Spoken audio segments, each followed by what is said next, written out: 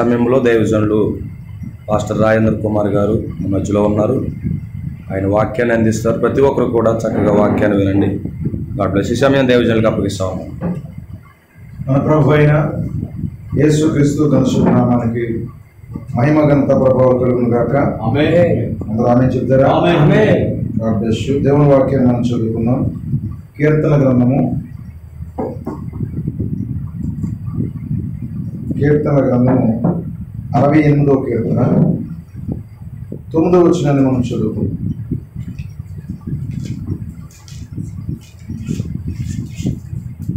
కీర్తన గ్రంథము 68 9వ వచనాన్ని మనం చదువుకుందాం.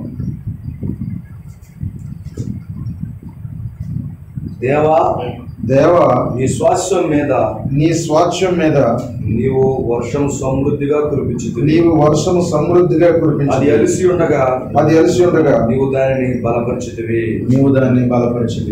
దేవుడు తన పరిశుద్ధ వాక్యము మన వెనుకడిలో దీవించి ఆశీర్వదించునుగాక.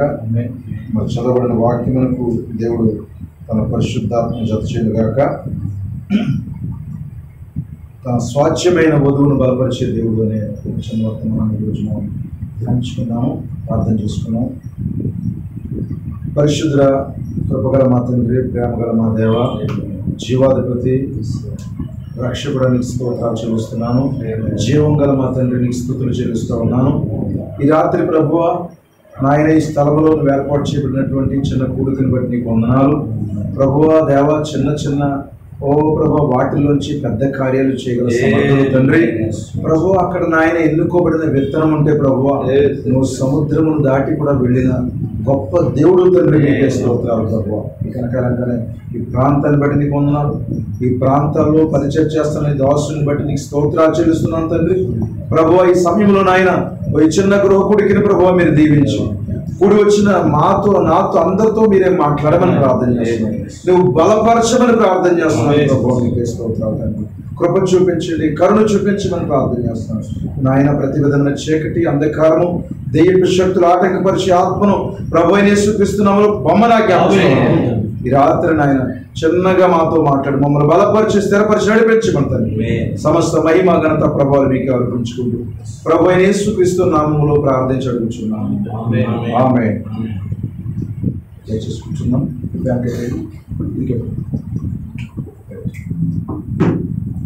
మరొకసారి మన ప్రభు అయినటువంటి మరి ఘనమైన దేవునికి స్తుతులు, స్తోత్రాలు, వందనాలు చెల్లిస్తా ఉన్నాను. ఆయనకి మహిమ ఘనత ప్రభావం చెల్లిస్తా ఉన్నాను. అలాగే ప్రేమతో మరి ఇక్కడ పిలిచినటువంటి సహోదరులు, దేవుని సేవకులు, పాస్టర్ నిత్యాలు గారికి నా ప్రత్యేకంగా తెలియజేస్తున్నాను. అలాగే చేరువచ్చిన మీ అందరికీ ప్రభు యేసుక్రీస్తు నామములో నా ప్రత్యేకమైనటువంటి వందనాలు తెలియజేస్తున్నాను. God bless you all.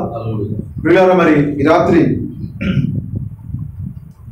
తన స్వాచ్ఛమైన వధువును బలపరిచే దేవుడు.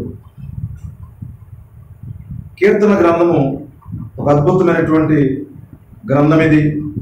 మరి దావీదు కీర్తనలు, ఇక్కడ మరి అనేకులు రాసినటువంటి కీర్తనలు ఉన్నవి. నిత్యముగా దేవుని పిల్లలు ఇందులో రాబోయే మరి జరగబోయే సంగతులు ఉన్నాయి, జరిగిపోయిన సంగతులు ఉన్నాయి.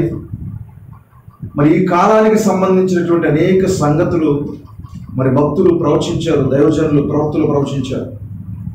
ప్రియులారా, మరి ఇక్కడ ఏం మాట్లాడుతున్నాడంటే, దేవా నీ స్వాస్థ్యం మీద నీవు వర్షము సమృద్ధిగా కురిపించితివి. నీవు వర్షము సమృద్ధిగా కురిపించావు. అది అలసి ఉండగా నీవు దాన్ని బలపరచు.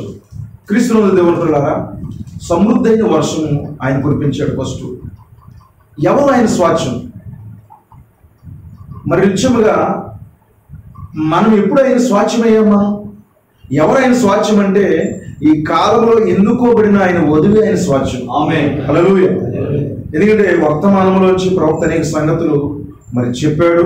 అయితే అవన్నీ మరి మనం ఇక్కడ చెప్పుకునే సమయం కాదు, కానీ చిన్నగా కొద్దిసేపు మాత్రమే మీకు వాక్యాన్ని చెప్పాలని ఆశపడతా ఉన్నాను. ప్రియులారా, ఎవరైనా స్వాచ్ఛం చూడండి. జగత్తుకు పునాది వేయబడి కొనిపి ఎప్పుడైతే గొర్రెపిల్ల జీవగ్రంథంలో మన పేరు ఆయన రాశాడో మరి అప్పుడే మనం ఆయన స్వాచ్ఛమయ్యాం. ఆమేన్. వారసత్వపు ఆస్తి స్వాచ్ఛం అంటే. నిత్యముగా దేవుని పిల్లలారా, మనము ఆయన స్వాచ్ఛము, మనము ఆయన పిల్లలము, మనము ఆయన సంపద. మనం ఆయన ఆస్తి అయి ఉన్నాం. నిశ్చయముగా దేవునికంటూ ఆస్తి అంటూ ఏదన్నా ఉన్నదండి. ఎందుకంటే ఆయన గురించి బైబిల్లో రాయబడిందంటే బుద్ధి, జ్ఞానము, సర్వసంపదలు ఆయన ఎందుకు గుప్తమై ఉన్నాయి. అయితే ఆయన దేన్ని బట్టి సంతోషించిన ప్రియమైన దేవుని పిల్లలారా, మరి ఇప్పుడు ఒక వ్యక్తి దేన్ని బట్టి ఆనందిస్తాడు, దేన్ని బట్టి సంతోషిస్తాడంటే అతను తను కలిగినటువంటి ఆస్తిని బట్టి కొంచెం ధైర్యంగా ఉంటాడు. ఏ మనిషి ఈ భూ సంబంధం ఉన్నటువంటి వ్యక్తి తనకున్నటువంటి ఆస్తిని బట్టి తను ఏదైనా కొంచెం సంపాదిస్తే దానిని బట్టి అతను తృప్తిగా ఉంటాడు. నాకేం పర్వాలేదు, బ్యాంకులో కొద్దిగా బ్యాలెన్స్ ఉంది కాబట్టి నాకు కొంచెం ఆస్తి ఉంది, ఇల్లు ఉంది, పొలం ఉంది, నాకు పర్వాలేదు అన్నట్టుగా భౌతికంగా ప్రజలు సంతోషంగా ఉంటారు. ఇప్పుడు దేవునికి కూడా ఆస్తి ఉంది. మరి దేవుడు ఆకాశమును, సృష్టిని, ఈ సమస్తాన్ని బట్టి దేవుడు సంతోషించలేదు. కానీ ఆయన మరి 6 దినాలను సృష్టి చేసి, లేకపోతే 5 దినాలు సృష్టి చేసి మరి ఎందులోనే ఆయన విశ్రాంతి తీసుకోలేదు. మరి సూర్యచంద్రుడు, నక్షత్రాలు చేశాడు, విశ్రాంతి తీసుకోలేదు వాటిలో. మరి ఆయన విశ్రాంతి తీసుకోవడానికి, ఆయన సంతోషించడానికి సమస్తము ఆయన సృజించాడు. 6 దినాలు సృజించాడు. మరి 6వ దినాన మానవుడిని చేసిన తర్వాత ఇప్పుడు ఆ మానవుడిలోనే ఆయన విశ్రాంతి తీసుకున్నాడు. హల్లెలూయా. మరి నక్షత్రాలు ఎంత గొప్పవైనప్పటికీ, ఎంత ప్రకాశవంతంగా ఉన్నప్పటికీ, సూర్యుడు ఎంత గొప్పవాడైనప్పటికీ, చంద్రుడు ఎంత గొప్పవాడైనప్పటికీ, ఈ విశ్వము మరి అనేకమైనటువంటి మరి అందులో ఉన్నటువంటి అన్ని పరిస్థితులను బట్టి, ఈ భూమిని బట్టి, సముద్రం బట్టి, దేవుని బట్టి ఆయనకి నిజమైన తృప్తి లేదు. దేవుని పిల్లల, ఎప్పుడైతే మరి ఆదాము అనబడే ఒక వ్యక్తిని చేసుకున్నాడో ఆ వ్యక్తి లోపల ఆయన విశ్రాంతి తీసుకున్నాడు.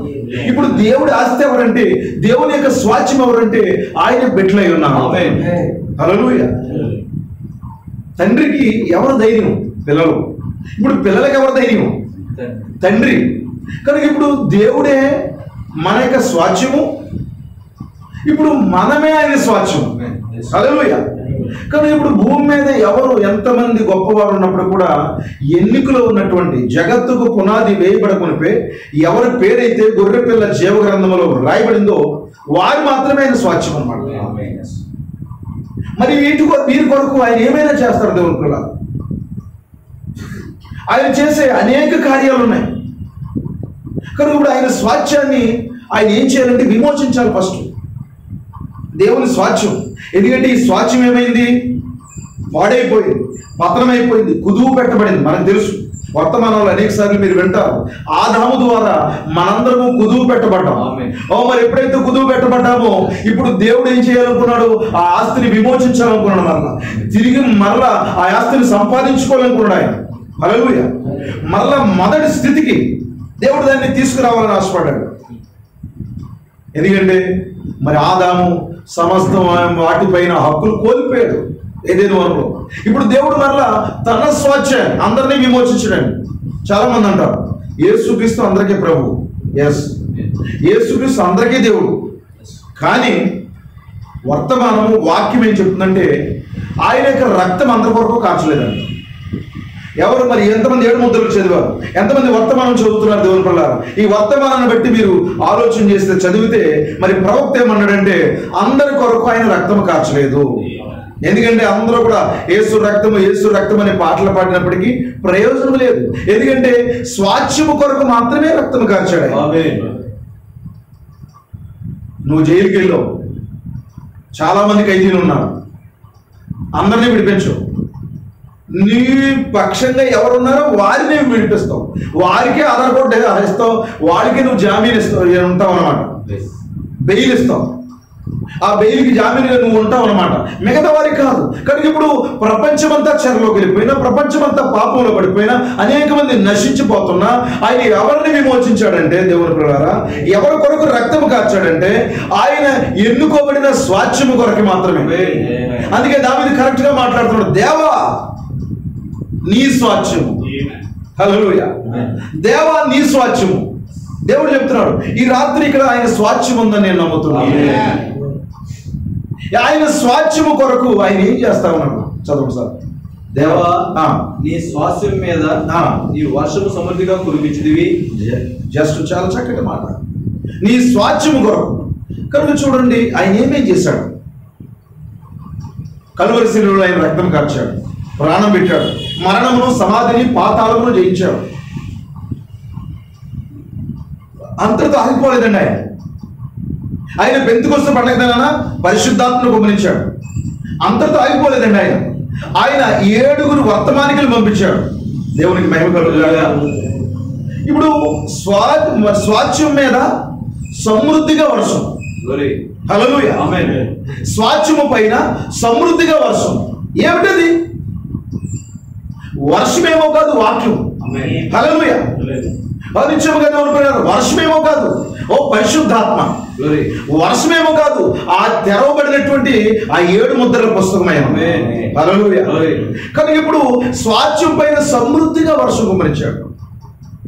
ఒక పంట పండాలంటే దేవుని పిల్లలారా తొలకర వర్షం కావాలి, కడవర వర్షం కావాలి.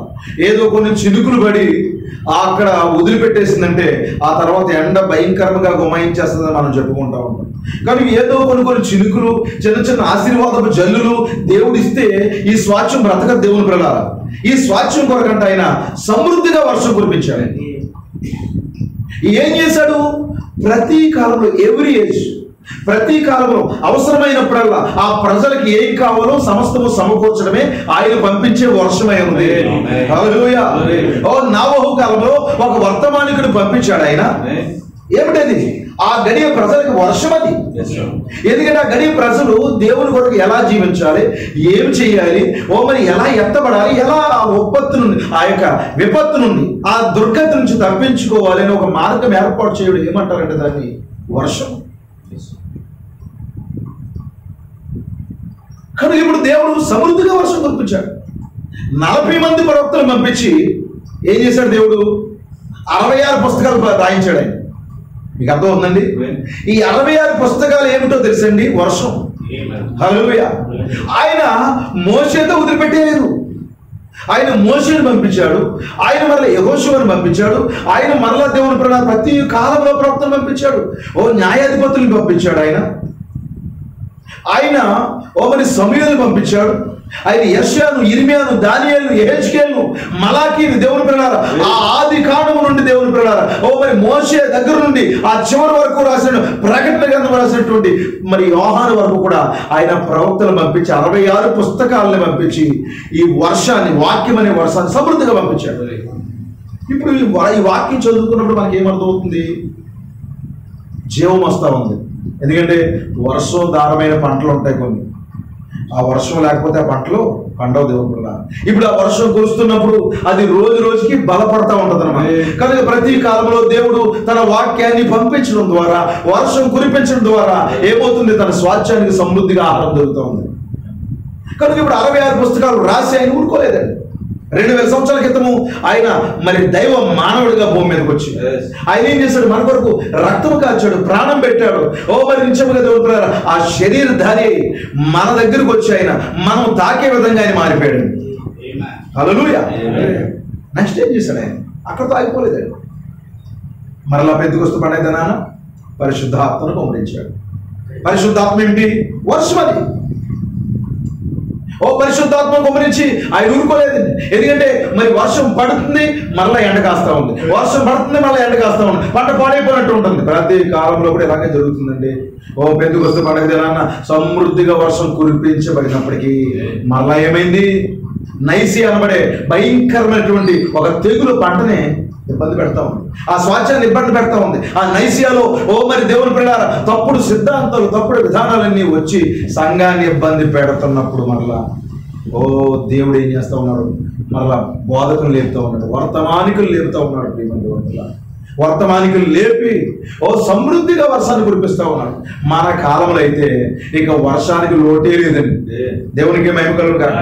వాక్యానికి లోటే లేదండి. స్వాచ్యం పైన, ఎన్నికలో ఉన్నటువంటి ఆ వధువు పైన ఏమిటి? ఆ వర్షము స్వస్థతల వర్షము. దేవుని పిల్లలారా మన కాలంలో జరిగినటువంటి, మన ప్రవక్త కాలంలో జరిగినటువంటి అద్భుతాలు, స్వస్థతలు, సూచక్రియలు ఏమిటది? వర్షము. హల్లెలూయా. ఆయన చెప్పినటువంటి ప్రవచనాలు, దర్శనాలు వర్షం. అది సంఘానికి సమృద్ధి. ఈరోజు ప్రసంగ ప్రపూర్ణ, లేకపోతే ప్రసంగ రత్న ఇలాంటి పుస్తకాలు కొనుక్కొని మరి వర్తమాన దైవ సేవకులు వాటిని బోధించవలసిన అవసరం లేకుండా 1200 వర్తమానాలు పడి వర్షాన్ని సమృద్ధిగా కుమ్మరించాడు ఆయన వధువు పైన. మీకు తెలుసా డినామినేషన్ వాళ్ళు అనేక పుస్తకాలు కొనుక్కొని వాళ్ళ వీళ్ళు రెఫరెన్స్లన్నీ మరి రెఫరెన్స్ బైబిల్ కొనుక్కుని ఇవి కొనుక్కుని అందులో సిద్ధపడితేనే కానీ వారికి చాలా మరి ప్రత్యక్షత ఉండదు, వాడు ఏదో చేస్తూ ఉంటారు. కానీ ఈరోజు వధువుకి 1200 వర్తమానాలు అనబడే వర్షాన్ని దేవుడు కుమ్మరించాడు. దేవుడికి మహిమ కలుగుగాక. 7 ముద్రల గ్రంథాన్ని తెరిచి హల్లెలూయా, ఇక వర్షానికి లోటు లేకుండా చాలు మాకు, హల్లెలూయా చాలు, ఇక తృప్తిగా ఉన్నాము. ఎందుకంటే ఒక స్థాయి వచ్చేసరికి ఏమవుతుందంటే పంట పరిపక్వం అయిన తర్వాత నీరు పెట్టవలసిన అవసరం లేదు.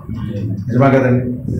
పంట గోధుమ రంగులోకి వచ్చేస్తుంది, అంటే బంగారు కలర్లోకి వచ్చేస్తుంది ధాన్యం, అప్పుడు నీళ్లు పెట్టవలసిన అవసరం లేదు. ఈ రోజు నిత్యముగా మరి నేను దేవుని పిల్లలారా సంపూర్ణంగా దేవుడు వర్షాన్ని కురిపించి ఇక చాలు తృప్తిగా, ఇక ఈ పంట కొయ్యొచ్చిక అనే విధంగా దేవుడు ఈ కాలంలో వర్షాన్ని పంపించాడు. దేవా నీ స్వాస్థ్యం పైన సమృద్ధిగా వర్షాన్ని కుమ్మరించావు, సమృద్ధిగా ప్రత్యక్షతనిచ్చావు. హల్లెలూయా.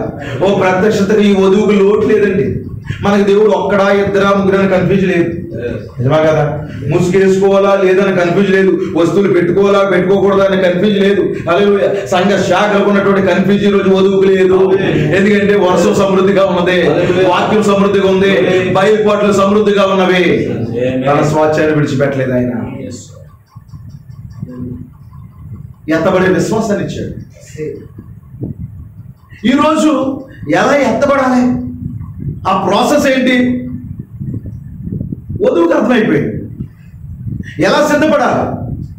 ఈరోజు ఈ చిన్నగా ఎక్కడో మూల నుండి ఎటువంటి చదువు సంధ్య లేనోళ్ళు కూడా అమెరికాకి ఏం జరుగుతుందో సేవకుడు ద్వారా ప్రవక్త ద్వారా విని అమెరికాకి ఏం జరుగుతుందో కూడా తెలిసి హల్లెలూయా. నెక్స్ట్ అమెరికా స్త్రీని అవడం, హల్లెలూయా. మరి లేకపోతే మరి యెరూషలేముకి ఏం జరుగుతుందో, అమెరికాకి ఏం జరుగుతుందో, ఫ్రాన్స్కి ఏం జరుగుతుందో, రష్యాకి ఏం జరుగుతుందో, మరి రోమ్కి ఏం జరుగుతుందో ఇదంతా నీకు ఎలా అర్థమవుతుంది?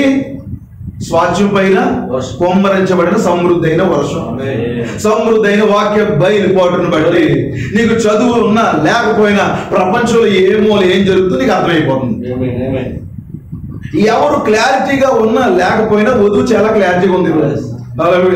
ఎత్తబడే సమయం ఆసన్నం అయిపోయిందని నీకు అర్థమైపోయింది. నీకు ఏమని అర్థమైపోయింది?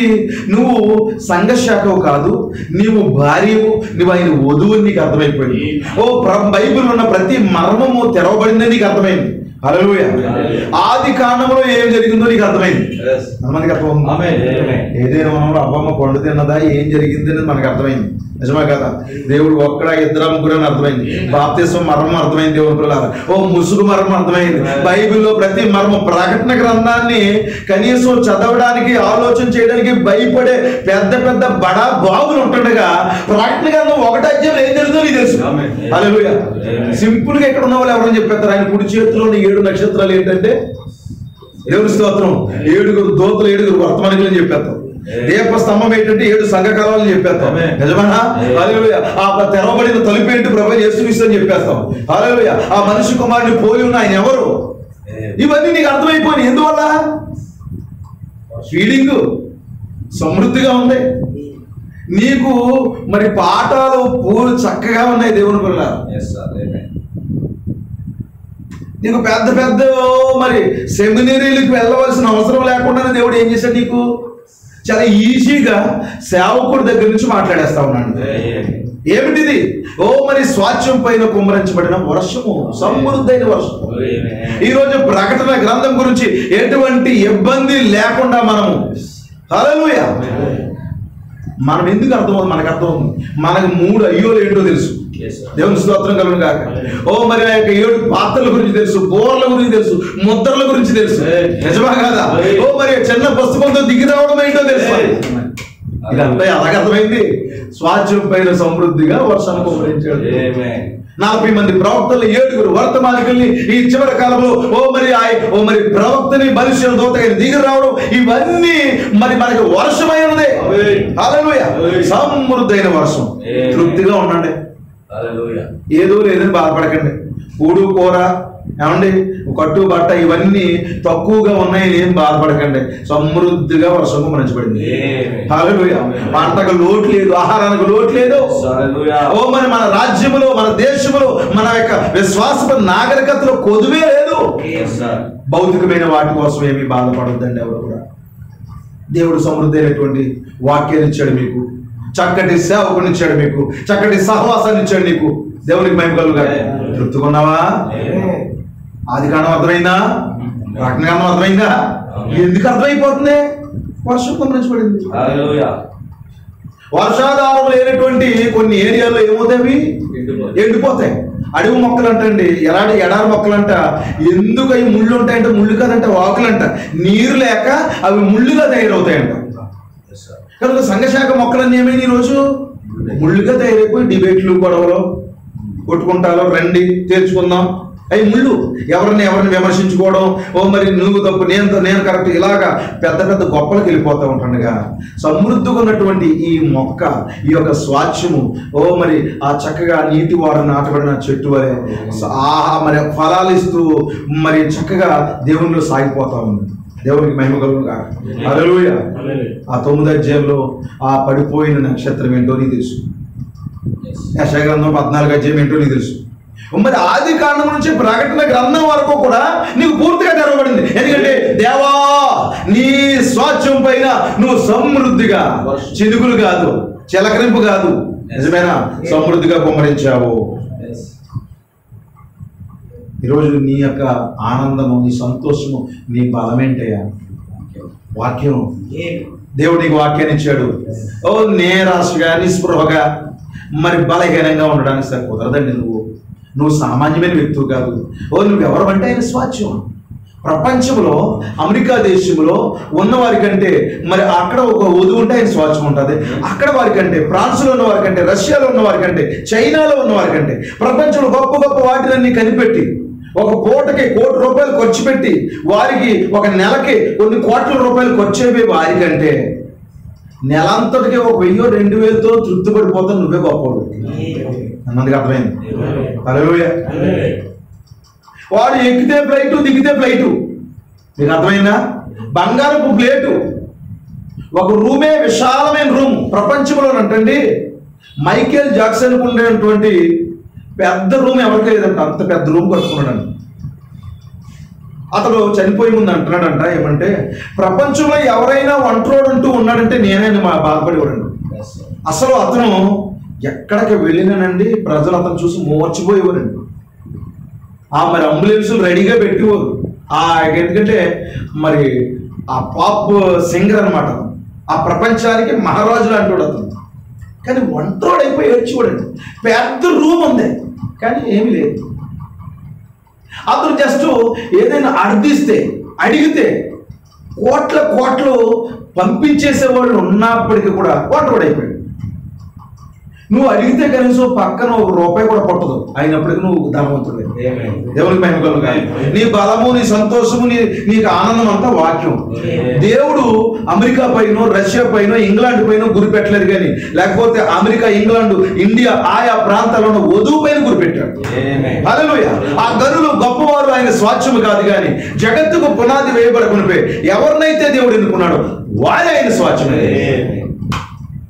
స్వాచ్ఛం అంటే ఆస్తి, హక్కు. నువ్వెవరో దేవుని హక్కు, దేవుని ఆస్తి. నువ్వు ఆయనకంటూ ఆస్తి అంటూ ఉన్నదంటే నువ్వే.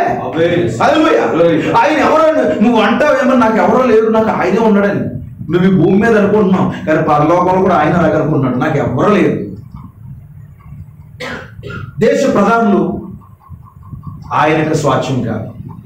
సైంటిస్టులు లేకపోతే గొప్పవారు, ధనవంతులు, మరి లోకంలో బిలియనర్స్, చాలా మంది కోటీశ్వర్లు, అఖండ కోటీశ్వర్లు, మీకు బాగా అర్థమయ్యే భాషలో, వారెవరో ఆయన స్వాచ్ఛం కాదండి. చిన్నగా మారు మనసు పొంది ఆ సేవకుడు వస్తున్నప్పుడు ఆ గేట్ దగ్గర కూర్చుని గాడ్ బ్లెస్ యు పాస్టర్ గారు సంతోషిస్తున్నాడు, నువ్వే ఆయన స్వాచ్ఛం. హల్లెలూయా. ఆ ప్రతి వారం వాక్యం కొరకు ఎదురు చూస్తున్నావు చూడు, నువ్వే ఆయన ఆస్తి. నీకు ఏది లేదని బాధపడతా కూర్చుంటున్నావు. ఈ దేని బట్టి దుఃఖపడతా ఉన్నావు? నీకు అర్థం అవ్వట్లేదు ఆయన యొక్క ఆయన యొక్క ఆనందం, ఆయన సంతోషం. దేవుని బిడ్డ, నువ్వేం భయపడకవు. మేము ఎక్కడో మూలన ఉన్నాం. లేదు, ఆయన ఎక్కడున్నా సరే ఆయన కావాలని. బైబిల్లో చూడండి, బైబిల్ చదివిన బెత్లెహేం, అది ఇప్పుడు పెద్ద గొప్పగా మనం చెప్పుకున్నాం, కానీ దాన్ని సల్మాన్ కనుక్కునేటప్పుడు చిన్నది 3 ఇళ్ళు ఎన్నో ఉన్నాయంట. అక్కడ 3 ఇళ్ళు ఉన్న ఆ ప్రాంతాన్ని ఎన్నుకుని దానికి బెత్లెహేం అని పేరు పెట్టి అక్కడ అతను మరి బిడ్డలు కన్నాడు, బోయజు.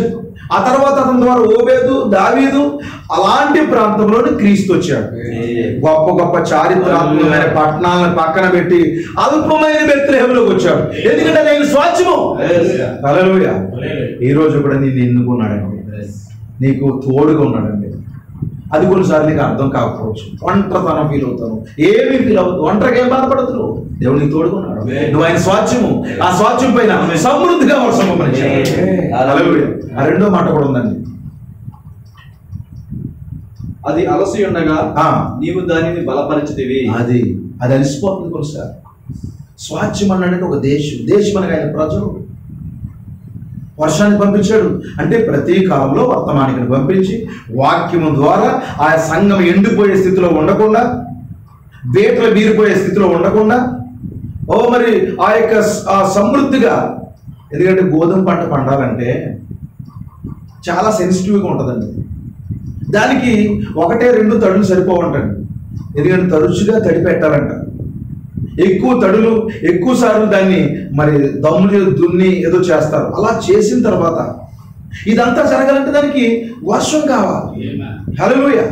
కనుక వర్షం లేకపోతే ఏమవుతుంది, పగుళ్ళు ఏర్పడిపోతాయి. ఇప్పుడు భార్యాభర్తలుగా మనం కలిసి ఉంటున్నాం, ఎందువల్లలాగా వర్షం ఉంది కనుక, వాక్యం ఉంది కనుక, లేకపోతే వేర్పాట్లు వచ్చేస్తాయి. సంఘ సహోదరులుగా మనం కలిసి ఉంటున్నాము, ఎందుకది వర్షం గమనించాడు దేవుడు నీకు. సమృద్ధైన వర్షం, సామాన్యమైన వర్షం కాదు. కనుక డే బై డే, ప్రతి కాలంలో, ఎవ్రీ ఏజ్, ప్రతి సీజన్లో కూడా దేవుడు నీకు వర్షం పంపించాడు. దేవుని స్తోత్రం కలుగుగాక. మరి పాస్టర్ పీటర్ గారు మరి ఉన్న కాలంలో సమృద్ధైనటువంటి మరి ధారాళంగా వర్షం కురిపించాడు. నిజమే కదా? మరి పీటర్ గారు ఆ యొక్క వర్తమానం ద్వారా, దేవుడు ఆయనకి ఇచ్చినటువంటి వర్తమానం ద్వారా మరి ఈ ప్రాంతాల్లో దేవుడు బహుబలంగా పనిచేశాడు. దేవుని కూడా మరలా ఏం చేశాడు, వదిలిపెట్టేశాడు మిమ్మల్ని? వదిలిపెట్టలేదు, మరలా వర్షాన్ని పంపించాడు. దేవునికి మహిమ కలుగుగాక. ఎందుకంటే ఆయన వధువును విడిచిపెట్టుకోడు, ఆయన స్వాచ్ఛాన్ని విడిచిపెట్టుకోడు, ధారాళంగా వర్షాన్ని పంపించాలి. రెండోది ఏంటి, అది అలసిపోయిందండి. ఎందుకు అలసిపోతుంది? సమస్య. అలసట అనేది ఎందుకు వస్తుంది? ఏదో వర్క్ చేస్తున్నాం, ఏదో. ఎందుకంటే అలసిపోవడం అనేది కష్టపడి పని చేసేస్తేనే అలసిపోరండి. కొన్నిసార్లు మన ఇంట్లో వేదనకరమైన పరిస్థితులు వచ్చినప్పుడు కూడా అలసిపోతాం. నిజమే కదండి? రోజంతా మరి భయంకరంగా కష్టపడి డబ్బులు సంపాదించి ఇంటికి వచ్చేసరికి ఇంటికాడ మరి నీ కుమారుడికో కుమార్తెకు అస్సలు బాగలేదు.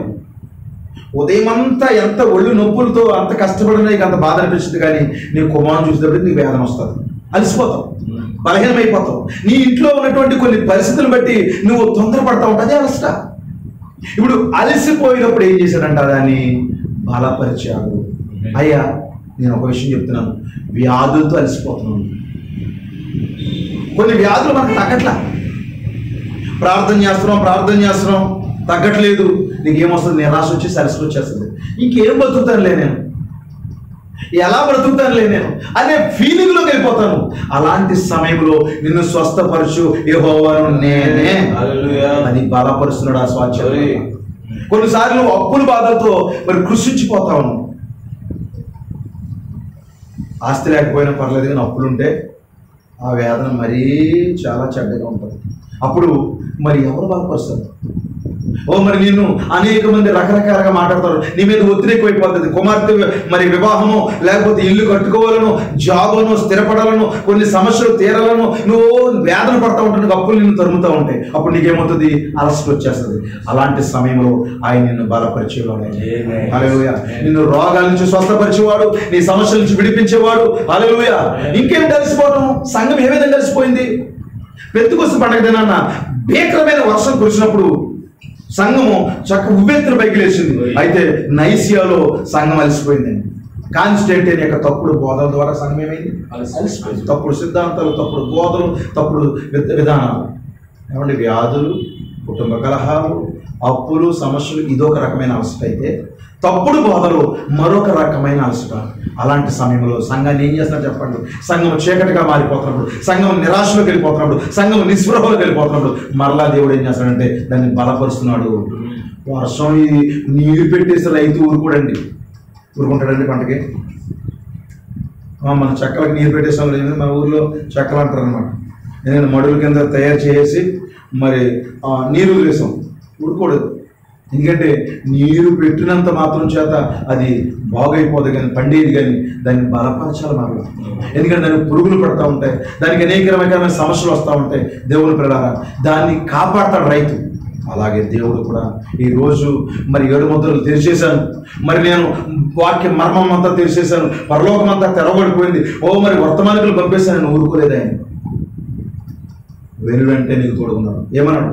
మీలో ఉన్నవాడు లోకంలో ఉన్నవాని కంటే గొప్పవాడు, మీలోను యుగ సమాప్తి వరకు మీకు తోడుకుంటానన్నాడు దేవుడు. రాత్రి మీకు దేవుడు తోడుకున్నాడు. సమృద్ధైన వర్షం, మీకు అద్భుతమైనటువంటి వర్తమానాలు అందుతున్నాయి దేవుడు. అదేంటది? సమృద్ధికరమైన వర్షం. దేవుడు మరలా వర్షాన్ని పంపించి ఊడుకోవట్లేదు, నేను బలపరుస్తాను. నువ్వు కృంగిపోయిన సమయంలో యోహాను ఏడుస్తున్నాడు. ఏడ్చినప్పుడు ఏమన్నాడు? ఏడవద్దు. సంఘం బలహీనమైపోయాడు. సమస్యలు ఉన్నప్పుడు, మరి రోదంతో ఉన్నప్పుడు, ఏడుపుతో ఉన్నప్పుడు, కుటుంబాల్లో కలహాలు, సమస్యలు, ఇబ్బందులు కలుగుతున్నప్పుడు మరి వర్షాన్ని పంపించి ఊడుకోలేదు దేవుడు. బలపరుస్తున్నాడు. మరలా నిన్ను బలపరిచే మరి పౌలు అంటాడు, నన్ను బలపరచు అని అందే నేను సమస్తము చేయగలిగాను. రాత్రి చాలా విషయాలు మీకు చెప్పగలను దేవుడు కూడా. కానీ దేవుడు మీతో మాట్లాడుతున్న ఈ కొద్ది మాటలు మీరు జాగ్రత్తగా గమనించారు. దేవుడు సమృద్ధిగా నీకు వర్షాన్ని పంపించాడు, లోటు లేకుండా వాక్యాన్ని పంపించాడు. మరి ఇంతగా చేస్తున్నప్పుడు దేవుడు నువ్వేం చేస్తున్నావు? కింద వచనాల్లో చూసుకుంటే చాలా అద్భుతమైన విషయాలు మాట్లాడు. ఎందుకంటే కొన్ని పర్వతాలంట దేవుని పర్వతంతో వాదులాటగా దిగి అంటే. కింద వచనాలు కొంచెం కిందకి చదివితే చదవండి సార్. అది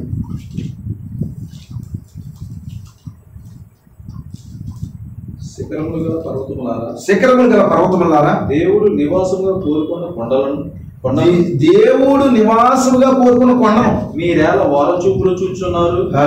ఏమిటా కొండ? వధువే, సంఘము. మరి పాత నిబంధనలో ఇశ్రాయేలీయులు, ఇప్పుడు పరిపూర్ణ మానవ స్వరూపం అనబడే ఈ వధువే ఆ కొండ. అయితే మిగతా శిఖరం గల కొండలన్నీ ఏం చేస్తున్నాయంట? వారసూపులు చూస్తున్నాయంట. సమస్యలు పాతాళంలో లేచి వచ్చిన ప్రతి దెయ్యము, యూఫ్రటీస్ నది వద్ద మరి విడిచిపెట్టబడిన 20 కోట్ల దెయ్యాలు పాతాళం టాపు లేపబడితే మొత్తం దెయ్యాలన్నీ కూడా వారసూపులు చూస్తున్నాయి. ఇప్పుడు నేను ఏ విధంగా బలహీనపరచాలని. కానీ ఈ పర్వతాన్ని మరి నివాస స్థలంగా దేవుడు కోరుకున్నాడు. దీనికే వర్షాన్ని పంపిస్తున్నాడు, దీనికే సర్వ సమృద్ధిని పంపిస్తున్నాడు, మర్మాలన్నీ బయలుపరిచాడు. అంత మాత్రమే కాదండి, బలపరుస్తున్నాడు. ప్రవక్త వర్తమానంలో 3 కార్యాలు ఉన్నాయి. స్వస్థతలు ఉన్నాయి, హృదయ రహస్యాలు ఉన్నాయి, వాక్యం తెరవబడుతుంది. నిజమా కదా? మరి ఆయన అదే చెప్పాడు, వర్షం పంపించాడు, బలపరుస్తున్నాడు. ఆయన 7 ముద్రలు బోధించి స్వస్థత ప్రార్థన చేయలేదా? చెప్పండి. దేవునికి మహిమ కలుగును గాక. మరి ఆయన మరి ముద్రల పైన ప్రశ్నలు జవాబులు బోధించిన తర్వాత స్వస్థత ప్రార్థన చేస్తాడంటే వర్షాన్ని కుమరించిన తర్వాత మరలా అలసిపోతే బలపరుస్తున్నాడు. ఆమేన్. దేవునికి మహిమ కలుగును గాక. నీకు సమృద్ధైన వాక్యం మాత్రమే కాదు, సమృద్ధైన ఆరోగ్యం కూడా ఇవ్వడానికి దేవుడు సిద్ధంగా ఉన్నాడు. మరి నీ కుటుంబ కష్టాలన్నీ తొలగించి మరలా నిన్ను దేవుడు బలపరిచి ఇతరుల తట్టు చేతులు చాపే స్థితిలో పెట్టకుండా ఇతరులకే ఇచ్చే స్థితిలో దేవుడు నేను పెడతాను. హల్లెలూయా. దేవుడు చెప్పాడు తలగా ఉంచుతానన్నాడు. ఎందుకంటే తలరాయి దిగి వచ్చిన కాలం ఇది. నిత్యముగా ఆయన శిరస్సు దిగి వచ్చిన కాలం ఇది. మరి నిత్యముగా తలగా ఉంచుతానన్నాడు, తోకగా ఉంచానన్నాడు దేవుడు. తోకగా ఉంచుతానని చెప్పలేదు. నేను మొదలు బోధించి ప్రశ్నలు జవాబులు బోధించి మరలా స్వస్థత ప్రార్థనలు చేస్తున్నాడు. ఆయన ప్రతి వర్తమానం బోధించి ఇప్పుడు మనం స్వస్థత ప్రార్థనలోకి వెళ్దామంటాడు ఆయన. మరి ఆయన కోటాలు ముగించుకుని వచ్చి ఒక హాస్పిటల్కి వెళ్ళి ప్రార్థన చేస్తాడు ఆయన ప్రవక్తగా. ఆయన మరి దేవుని పిల్లలారా ఎన్నో గొప్ప దర్శనాలు చూసి మరలా నిరాశ నిస్పృహలో ఉన్నటువంటి సంఘం దగ్గరకు వచ్చి, సంఘంలో సహోదరుల మధ్య భేదాలు ఉంటే ఆయన ఊరిలో వచ్చేసరికి అంట ప్రవక్త గారు సంఘం అంతా నిరాశలో వెళ్ళిపోయిందంటే, నిస్పృహలో వెళ్ళిపోయిందా, భేదాలు మాట్లాడుకుంది. మళ్ళీ ఎంతో ఉద్యోగం చూసొచ్చి మరలా లోపలికి వెళ్ళి సహోదరుల మధ్యలో సమస్యలన్నీ పరిష్కరించి ప్రేమగా మారుస్తున్నాడు. కనుక వర్షము మళ్ళీ బలం. వాక్యాన్ని ఇస్తున్నాడు. దేవుని వాక్యం అన్నీ ఉన్నాయి, ఆశీర్వాదాలు ఉన్నాయి. మరి వాక్యాన్ని విని ఆమేన్ హల్లెలూయా అని చెప్పడం మాత్రమే కాదు, అది నీ జీవితంలో కూడా నువ్వు పొందుకుంటావు. హల్లెలూయా. ఇతరులకు జరుగుతుంటే నువ్వు సంతోషించడం మాత్రమే కాదు, అది నీ జీవితంలో కూడా పొందుకుంటావు. ఈ రాత్రి ఏదో వాక్యాలు బోధించేసి విడిచిపెట్టేసి మరి ఏదో తప్పించేసుకునే దేవుడు కాదండి. అన్ని కోణాల్లో కూడా నిన్ను బలపరచడానికి దేవుడు ఈ రాత్రి సిద్ధంగా ఉన్నారు. ఎంతమందికి ఈ రాత్రి ఈ మాటలు ఇష్టపడతా ఉన్నారు దేవుడు కదా? ఎంతమందికి సంతోషంగా ఉంది ఈ రాత్రి దేవుడు కదా? మరి ఒకరైనా ఈ రాత్రి నీ జీవితాలు సమర్పించుకుని స్వాచ్యం ఎవరు? నేనా? నిన్నెన్నుకున్నాడా? ఏదైనా మనలో అన్ని జంతువులు వచ్చినవి కానీ దేవుడికి మహిమ కలుగుగా. టైగర్ వచ్చింది, ఎలిఫెంట్ వచ్చింది, జిరాఫీ వచ్చింది. ఎక్కడో కూడా విశ్రాంతి తీసుకోవడానికి ఆయన ఇష్టపడలేదు దేవుడు. గొప్ప గొప్ప పర్వతాలు వచ్చినాయి, గొప్ప గొప్ప సముద్రాలు ఉన్నాయి, సూర్య చంద్ర నక్షత్రాలు ఉన్నాయి. ఇవన్నీ పక్కన పెట్టి ఆదాముని పిలిచి ఆదాములో విశ్రాంతి పొందుతున్నాడు. హల్లెలూయా. ఎంత గొప్ప టైగర్ అయినా, ఎంత గొప్ప లైన్ అయినా, ఎంత గొప్ప జిరాఫీ అయినా, ఎలిఫెంట్ అయినా మరి నివాస స్థలము ఆయన ఆదాం మాత్రమే. ఈరోజు ఎన్ని గొప్ప శాఖలున్నా, ఎన్ని గొప్ప మతాలున్నా, ఎన్ని గొప్ప కులాలున్నా, ఎంత గొప్ప మంది ప్రజలున్నా, ఎంత గొప్ప గొప్ప బడా బాబులున్నా, దేవుడు ఈ సామాన్యులైన ఈ వర్తమానంలో ఎన్నుకోబడిన ఆ బిడ్డలు ఆయన, ఆ భార్య ఆయన స్వాచ్ఛం దేవుడు. నిన్ను బట్టి ఆయన సంతోషిస్తున్నాడు, నిన్ను బట్టి ఆయన ఆనందిస్తూ ఉన్నాడు. ఇంకా చెప్పనా, నిన్ను బట్టి ఆయన ధైర్యంగా ఉన్నాడు. హల్లెలూయా. ఎందుకంటే నువ్వు ఆయన ఓడిపోలేవు, ఆయన కొరకు నిలబడతావు. యోబోలే నిలబడతావు. యోబు ఏం చేశాడు అక్కడ? మరి ఊజు దేశంలో అనేక మంది ఉంటుండగా యోబు పైనే నమ్మకం పెట్టుకున్నాడు ఆయన. హల్లెలూయా. ఇప్పుడు యోబు ఓడిపోతే పరలోకం ఓడిపోతుంది. ఎందుకంటే ఆయన మరి బెట్టు కట్టాడు, ఆయన మాట ఇచ్చాడు. నా సేవకుడైన యోబు సంగతి నువ్వు ఆలోచించావన్నాడు. ఈ సేవకుడైన యోబు సంగతి ఏంటి? అన్ని ఇచ్చావు కాబట్టి మామూలుకున్నాడు, కానీ తీసిపాడే చూడు ఏం చేస్తాడో చూడు. దేవుడికి నమ్మకం అంటే ఎక్కువ. నిజమేనా? ఈ రాత్రి అక్కడ యోబుని నమ్మాడు. మరి ఇండియా దేశంలో ఎవరున్నారా ఆయనకి? ఇంకో యోబు ఎవరు చెప్పండి? ఆ నీతిమంతుడు ఎవరు? ఆ వాక్యం కొరకు నమ్మకంగా నిలబడినటువంటి ఆ వ్యక్తి ఎవరు? మరి యోబు ఏంటి? ఒక వృక్షాన్ని చూస్తున్నాడు, ఒక చెట్టుని చూస్తున్నాడు, సూర్యుని చూస్తున్నాడు. అవన్నీ ఇప్పుడు మనం బోధించుకున్నాం. అప్పుడు వెంటనే ఇప్పుడు చూస్తున్నాడు యోబు అన్నాడు, అవన్నీ మనం బోధించుకున్నాం. అంటే ఇప్పుడు యోబు ఎవరంటే నువ్వే. ఆ రోజు యోబు పై నమ్మకం పెట్టుకున్నాడు, ఈ రోజు నీపై నమ్మకం పెట్టుకున్నాడు. నువ్వే ఆయన స్వాచ్ఛం, నిన్నుకున్నాడు. కృప వెంబడి కృప, సమృద్ధైన వర్తనం, సమృద్ధైన వాక్యం, సమృద్ధైన వర్షం. అంత మాత్రమే కాదు, నీ నిరాశల్లో కూడా వచ్చి అయినా దేవునికి మహిమ కలుగుగా. చూడండి, ప్రభువైన యేసుక్రీస్తు ఆయన బోధించాడు, ఎన్నో రకాల బోధలు బోధించాడు లేదా? అంజూరపు చెట్టు గురించి ఉపమానం బోధించాడు. మరి మత్తయి సువార్త 13వ అధ్యాయంలో సంఘకాలాలు బోధించాడు. మత్తయి సువార్త 24వ అధ్యాయంలో 7 ముద్రలు బోధించాడు. ఇవన్నీ బోధించినా కూడా ఆయన పేతురత్తకి జ్వరం వస్తే స్వస్థపరిచాడా? వర్షమేనా మరి బలపరచడా? దేవునికి మహిమ కలుగుగా. సముద్రం మీద నడిచాడు ఆయన, నడిచాడా లేదా? సముద్రం దాటి దెయ్యాలు పట్టుకుని బాగు చేశాడు. అన్నది అర్థమైంది. దేవునికి స్తోత్రం కలుగుగా. ఆయన అంజూరపు చెట్టు శపించాడు, మాట్లాడితే దాగిపోయింది, అలాగా ఎండిపోయింది అంతే. 5 రొట్టెలు 2 చేపల్ని 5,000 మందికి పంచిపెట్టాడు. ఆయన చిన్న చిన్న కార్యాలు, పెద్ద పెద్ద కార్యాలు అన్నీ చేశాడు ఆయన. దేవునికి మహిమ కలుగుగా. ఆయన వాక్యాన్ని బోధించుకుంటానే వెళ్ళిపోలేదు దేవుని పిల్ల. ఆయన సామాన్యమైన కార్యాలు కూడా చేసుకోలేదు. జక్కయ్య దగ్గరికి వెళ్ళి మరి ఇప్పటి నుంచి నువ్వు కుమారుడు అని విడిపించాడు అంతే. దేవునికి స్తోత్రం కలుగుగా. మరి ఒక పాపాత్మురాలు పట్టబెడితే ఆమెను బాగు చేశాడు అక్కడ దేవుని పిల్ల. ఆయన సామాన్యమైన కార్యాలు కూడా చేశాడండి. ఆయన గొప్ప గొప్ప కార్యాలు చేశాడు. సామాన్యమైన రూపాంతరపరచబడ్డాడు. ఆయన వెళ్ళి రూపాంతరపరచబడిన దేవుడు మరలా కిందకు వచ్చి సామాన్యమైన కార్యాలు కూడా చేస్తా ఉన్నాడు.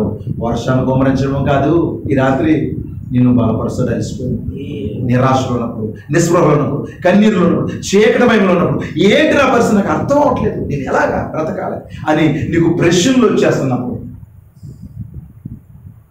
ఆదివారం దేవుడు చూడండి, ఆదివారం దైవజనుడు వాక్యం బోధిస్తున్నాడు లేదా? సోమవారం నుంచి మళ్ళీ ఏం చేస్తున్నాడు? బోధి ప్రార్థన చేస్తున్నాడా? చెప్పండి. ప్రార్థనలు ఉన్నాయా? క్యాసెట్ ఉంటుందా? భోజనం క్యాసెట్ వింటున్నారా? ఇవన్నీ ఏంటి?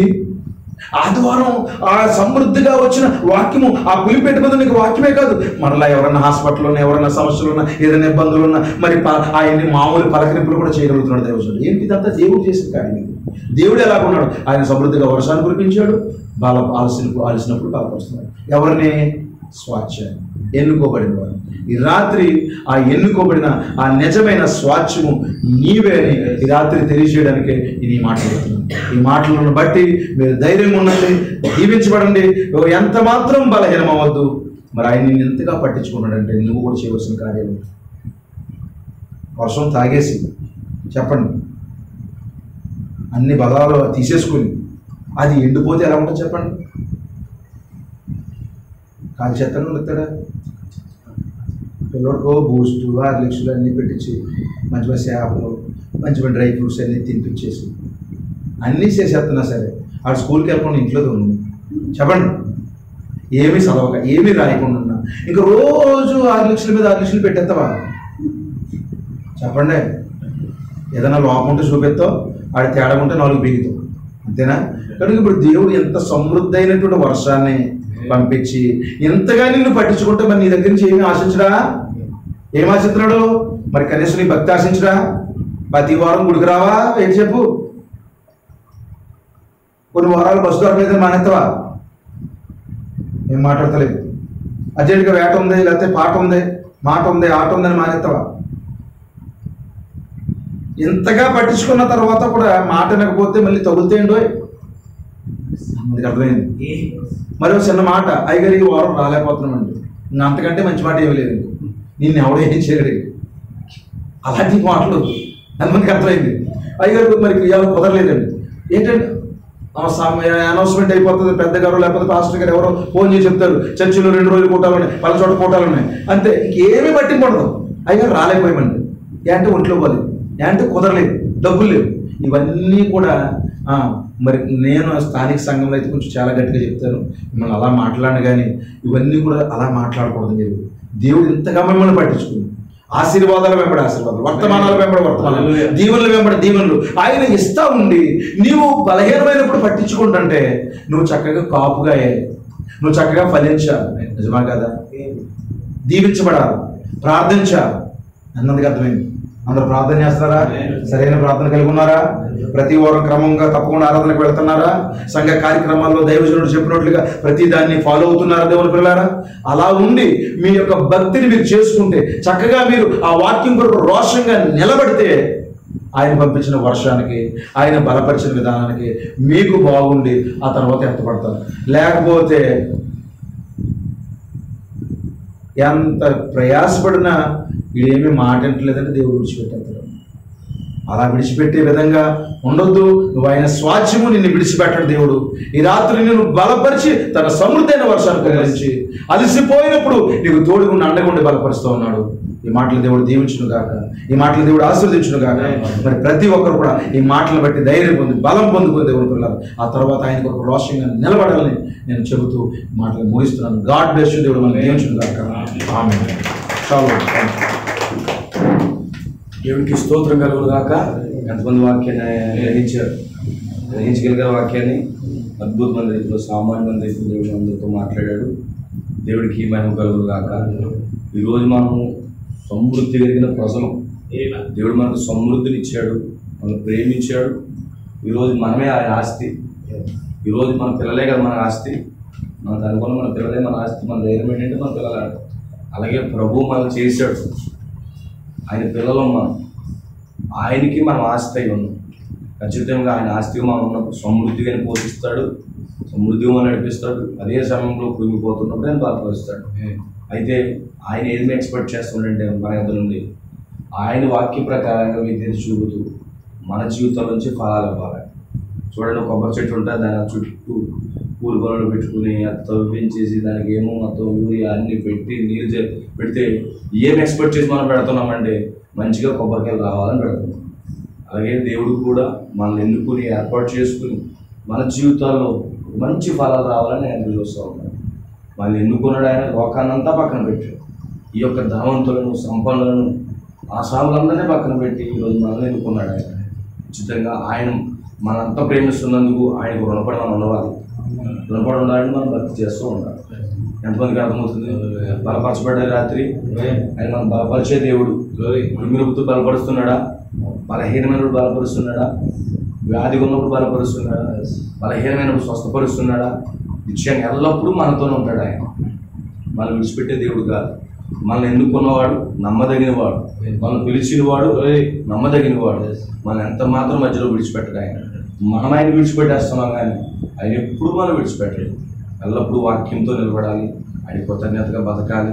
ఆయన మనకు సమృద్ధి కలిగిన వర్షాన్ని ఇచ్చాడు, వాక్యాన్ని ఇచ్చాడు. ఆయా కాలాల్లో అయితే కొద్ది కొద్దిగా వర్షాన్ని కుమ్మరించాడు కానీ మీ కాలంలో అయితే పూర్తి వర్షం. ఆయా కాలాల్లో 60,000 సంవత్సరాల నుంచి కొద్ది కొద్దిగా వర్షం, కానీ ఈ కాలం అయితే సమృద్ధిగా వర్షం ఇచ్చేసాడు. సమృద్ధిగా వర్షంగా ఒక్కసారి పడిందంటే వెంటనే తర్వాత రోజు ఏం చేస్తాం? నాట్లు వేయడం మొదలు పెడతాం. సో నిజంగా ఈరోజు సమృద్ధి కలిగిన వర్షం, ఈ కాలం వర్తమానమే సమృద్ధి కలిగిన వర్షాన్ని ఇచ్చాడు. అయితే దేవుడు మనల్ని ఈ కాలాన్ని ఎందుకు సమృద్ధిగా వర్షం ఇచ్చాడంటే మన యొద్ద నుంచి సారవంతమైన ఫలాలు ఎదురు చూస్తున్నాడు. సారవంతమైన ఫలాలు ఎదురు చూస్తూ ఉన్నాడు. ఖచ్చితంగా మనం అంతలా బలపరిచి అంతలా వర్షాన్ని కొమ్మరించి ఇచ్చినప్పుడు మనం ఏం చేయాలి తెలుసా? మనము బలవంతంగా మన జీవితాలు ఉన్నప్పుడు దేవుడు నిశ్చయంగా సంతోషపడతాడు. దేవుడి మాటలు బట్టి మనం అందరం బలపరచబడి నమ్ముతున్నాను నేను. ఆయన మనం ఎంత మాత్రం కూడా విడిచిపెట్టట్లేదు, ఎంతో ప్రేమిస్తున్నాడు. ఈరోజు చాలా మంది ఉంటారు, కుటుంబాలు ప్యాకెట్లు తెస్తారు, బిర్యానీలు తెస్తారు, అలా వాళ్ళు పాడేసి తినేసి కనీసం ప్రేమగా కూడా మాట్లాడు, ఏదో ఏదో పెట్టాలని పెడతా ఉంటారు. కానీ అలా కాదు, మన దేవుడు వాక్యాన్ని ఇస్తాడు, అవసరమైతే ఆయన దగ్గర కూర్చొని మనం తినిపిస్తాడు, ఆదరిస్తాడు, బలపరుస్తాడు. అలాంటి దేవుడు మనం సేవిస్తూ ఉన్నాం. దేవుడు నిశ్చయంగా మనం సమృద్ధిగా పోషించేవాడు, మనం ప్రేమించేవాడు, మనం కృంగినప్పుడు బలపరిచేవాడు. కేవలం మన పట్లని గొప్ప చూపించాడు. దేవుడి మాటలు బట్టి ప్రభు మన అందరినీ దీవించును గాక. వాక్మితులు దేవజనులు ప్రభు ఆశీర్వదించును గాక. మనం చిన్న ప్రార్థన చేసుకున్నాం. కాల వర్తమానంతో దేవుడు మనం పిలిచినందుకు, నేను మనం ఎన్నుకున్నందుకు మనం చిన్న ప్రార్థన చేసుకుని ప్రభు ఎంత గొప్ప కృప చూపించో మా పట్ల. ప్రభు నీకు కృతజ్ఞతగా మేము బ్రతుకుతాము. నువ్వు ఎదురు చూస్తున్న ఫలాలు మా జీవితాల్లో మేము ఇస్తాం ప్రభు అని చెప్పి చిన్నగా నీ హృదయాల్లో ప్రార్థన చేసి మనం ప్రార్థన చేసుకుని ముగించుకుందాం. కడుపు మూసుకొని మనం ప్రార్థన చేయడం. హల్లెలూయా, హల్లెలూయా, హల్లెలూయా. మీ చిన్న హృదయంలో నుంచి ఆ చిన్న ప్రార్థన చేయండి. ఇదిగో ప్రభువా, దైవజనుడి ద్వారా నువ్వు మాట్లాడావు ప్రభువా. నిశ్చయంగా ఈ కాలంలో మమ్మల్ని ఎన్నుకున్నావు, ఈ కాలంలో ఏర్పాటు చేసుకున్నావు, సమృద్ధి గల వర్షాన్ని ఇచ్చావు. ఓ దేవ, బలహీన సమయంలో బలపరుస్తున్నావు. ఓ దేవా, సమృద్ధిగా నడిపిస్తున్నావు తండ్రి. ఓ ఇంతలా మమ్మల్ని ఇచ్చేస్తున్నావు తండ్రి. ధనవంతులు, ఓ సంపన్నులు, హాలీవుడ్, బాలీవుడ్ అనేక మందిని పక్కన పెట్టి ఈ రోజు సామాన్యమైన వ్యక్తులుగా మమ్మల్ని ఎన్నుకుని ప్రభు, ఓ దేవా, సమృద్ధి కలిగిన వాక్యాన్ని మాకు ఇచ్చి, ఓ దేవ, పరలోకపు దీవెనలు మాకు ఇచ్చి ప్రభు నిలబెట్టినందుకు నీకు స్తోత్రాలు. అయితే ప్రభు నీ కొరకు మేము కృతజ్ఞతగా బ్రతుకుతాము. ఓ దేవ, ఫలవంతమైన జీవితాలుగా మా జీవితాలు ఉంటాము. చిన్న హృదయంలో నుండి ఒక చిన్న మాట చెప్తే ఈ రోజు ఆయన నీ పట్లని సంతోషిస్తాడు. సోదరి సోదరునికి ఓ గొప్ప గొప్ప మరవాళ్ళు తెలియకలు. ఓ నిత్యం చిన్న మాట, ఓ చిన్న మాట ప్రభు ఈరోజు దైవజనుడి నుంచి దేవుడు మాట్లాడాడు. అయితే ఒక విషయం గుర్తుపెట్టుకో, ఆయన మాట్లాడాడు, నిశ్చయంగా మాట్లాడాడు. అయితే ప్రభు నేను నీకు అర్పించుకుంటున్నాను జీవితాన్ని, నీ కొరకు నేను జీవిస్తాను, నీ కొరకు నేను బ్రతుకుతాను. చిన్న హృదయంలో ప్రార్థన చెయ్యి, ప్రార్థన చేసుకుందాం. పరిశుద్ధుడు అయిన తండ్రి, మహోన్నతుడా, సర్వశక్తిమంతుడా, స్తుతులు స్తోత్రములు ప్రభు. దేవా, ఈ రోజు నిశ్చయంగా గొప్ప స్వాస్యంగా ప్రభు మమ్మల్ని ఎన్నుకున్నావు తండ్రి. స్వకీయ సంపాద్యముకు ప్రజలుగా ప్రభు ఏర్పాటు చేసుకున్నావు దేవ. స్తోత్రాలు ప్రభు. ఈరోజు మమ్మల్ని ఎన్నుకుని ఏర్పాటు చేసుకుని నువ్వు విడిచిపెట్టలేదు కానీ సమృద్ధిగా వర్షాన్ని ఇస్తున్నావు దేవా. ఇది ఏ కాలంలో కూడా ఇంత వర్షం లేదు, సంపూర్ణమైన వర్షాన్ని కుమ్మరించావు తండ్రి. ఓ దేవాన్ని బట్టి నీకు స్తోత్రాలు ప్రభు. ఓ దేవ, ఇదిగో ఎంత వెంటనే నువ్వు బలపరుస్తున్నావు నాయన, ఆదరిస్తున్నావు తండ్రి. ఓ ఎంత గొప్ప దేవుడు ప్రభువా, ఎంత గొప్ప తండ్రి ప్రభువా. ఓ దేవానికి మహిమ కలుగును గాక. ఒక వ్యవసాయదారుడు ఏ విధంగా ఎదురు చూస్తాడో నువ్వు ఆ విధంగానే ఎదురు చూస్తున్నావు తండ్రి. ఈ రోజు నిశ్చయం ఒక మొక్కగా మమ్మల్ని అన్నావు తండ్రి. నీటి కాలం వారం మమ్మల్ని నాటావు ప్రభువా. ఫలాలు ప్రభువా మేము కుమ్మరించవలసిన వారిగా ఉన్నాము, ఓ మేము ఇవ్వాల్సిన వారిగా ఉన్నాము తండ్రి. నిశ్చయంగా ప్రభాటి మాకు దయచేయండి. ఓ మూడు వారిని జీవితాలు మాకు వద్దు ప్రభువా.